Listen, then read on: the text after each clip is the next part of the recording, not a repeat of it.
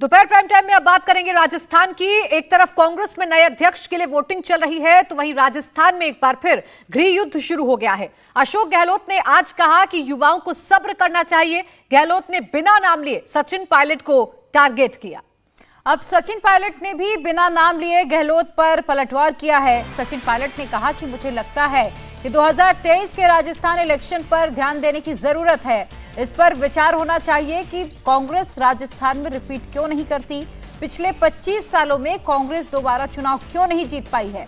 जाहिर है पायलट का निशाना गहलोत पर था, क्योंकि कांग्रेस राजस्थान में गहलोत की अगुवाई में ही चुनाव लड़ती रही है। आपको गहलोत की भी बात सुनाएंगे, लेकिन पहले सुनिए विजय लक्ष्मी से बातचीत में पायलट की ओर से क्या कहा गया है।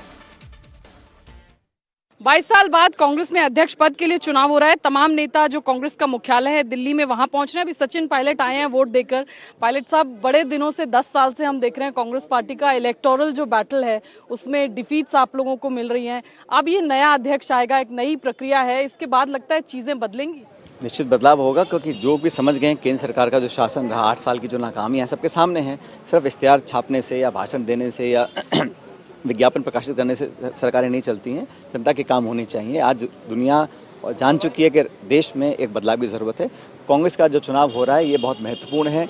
19 को नया अध्यक्ष हमको मिलेगा और जो भी अध्यक्ष बनेगा उसके साथ हम सब मिलकर काम करेंगे। और हमारा इंटरनल इलेक्शन का जो प्रोसेस है ये एक ऐसा उदाहरण स्थापित किया है जिसको बाकी लोगों को समझना चाहिए, खासकर भाजपा को, कि कैसे कांग्रेस के अंदर एक ओपन ट्रांसपेरेंट इलेक्शन हम लोग कंडक्ट कराते हैं। गुप्त मतदान हो रहा है, 19 को मतगणना होगी, नया अध्यक्ष आएगा। हम सबके लिए बहुत खुशी की बात है कि लंबे समय के बाद हम सबको अपना वोट देने का जो हमारा एक प्रोसेस है उसको आज हमने कंप्लीट किया है। लेकिन शशि थरूर जो दो कैंडिडेट्स हैं उसमें से एक हैं, वो लेवल प्लेइंग फील्ड ना होने की बात कर रहे हैं। पहले कह रहे थे प्रपोजल्स पर उन्होंने जो भी कमियां थी वो सीए को बताई, मिस्त्री जी ने उसका निराकरण भी किया और आज बहुत शांतिपूर्ण तरीके से बिना भेदभाव के, बिना पक्षपात के चुनाव हो रहा है और मतगणना परसों होगी। गैर गांधी अध्यक्ष बनेंगे, उसके बाद कांग्रेस पार्टी का क्या होगा? क्योंकि सबसे बड़ा अटैक बीजेपी का आप लोगों के ऊपर परिवारवाद होता है। आपको लगता है वो अटैक ब्लंट हो जाएगा? बहुत सारे अटैक ब्लंट हो जाएंगे। और जैसे मैंने कहा, भाजपा के अंदर जो प्रक्रिया है किसी को मालूम ही नहीं है चुनाव होता कैसे है, कब होता है, कौन नियुक्त करता है, कौन वोट डालता है।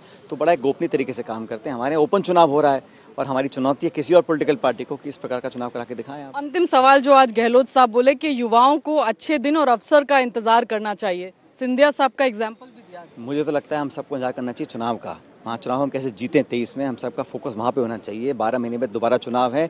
हर बार चुनाव में हम सरकार बनाते हैं, फिर बाद में हार जाते हैं। रिपीट करने का क्या फॉर्मूला है? क्योंकि 25 साल में हम कभी रिपीट ही नहीं कर पाए।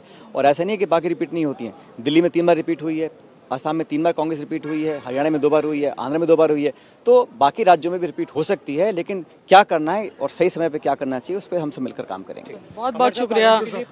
सचिन पायलट कह रहे थे कि कांग्रेस को जिताने के लिए 23 में सबको काम करना होगा। कैमरा पर्सन मुकेश के साथ विजयलक्ष्मी, इंडिया टीवी, दिल्ली। सचिन पायलट दिल्ली में है, जबकि आज सुबह अशोक गहलोत ने जयपुर में कांग्रेस अध्यक्ष इलेक्शन में वोट डाला। गहलोत ने कहा कि युवाओं को सब्र करना चाहिए, खासकर उनको जो जल्दी मंत्री बन गए हैं।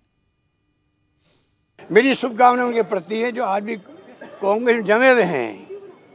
मेरी शुभकामनाएं हैं कि आज संकट का वक्त है, जम के काम करे, वो जम के काम करे। उनकी खुशबू फैलती है, अपना ही फैलती है, उनकी क्रेडिबिलिटी बढ़ती है, पार्टी में रैंक एंड फाइल में उनका मान सम्मान बढ़ता है। और लीडरशिप जो मौका आता है तो लीडरशिप उनको चांस देती है, जैसे हम लोगों को चांस मिला। अवसरवादी लोग हैं, उनको कम उम्र में चांस मिल गया केंद्रीय मंत्री बनने का। जो फितूर कर रहे हैं देश के अंदर, वो फितूर वही कर रहे हैं जिनको पहले मौका मिल गया।